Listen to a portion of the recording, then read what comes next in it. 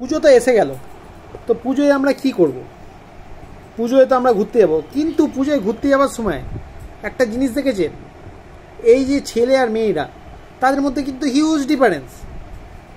মেয়ে বলুন বউ বলুন, তাদের পুজো মানে কি, আমার 10টা জামা কাপড় লাগবে, আমার শাড়ি লাগবে, আমার এটা লাগবে, আমাকে ফেসিয়াল করতে হবে, আমাকে চুলে বটক্স করতে হবে, লিপস্টিক লাগাতে হবে, চোখে কাজল লাগাতে হবে, এত কিছু করতে হবে।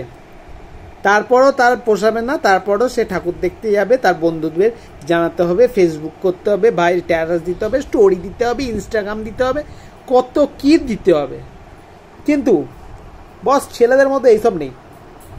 ছেলেরা ঠাকুর দেখে ঠাকুরদের মতো চুপচাপ ভদ্র ছেলের মতো যায় আর ভদ্র ছেলের মতো চলে আসে।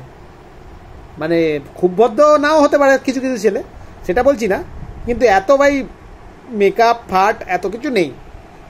কিন্তু হ্যাঁ, তবে ছেলেদের মধ্যে একটা ব্যাপার আছে, কি বলুন তো, সেটা হচ্ছে ছেলেদের মধ্যে ঠাকুর দেখতে যাক আর না যাক, অষ্টমীর দিন রাম, নবমীর দিন বাংলা, আর দশমীর দিন চুল্লু, এটা হলেই ব্যাস, ছেলেদের আর কিছু লাগে না, এইটুকুনি।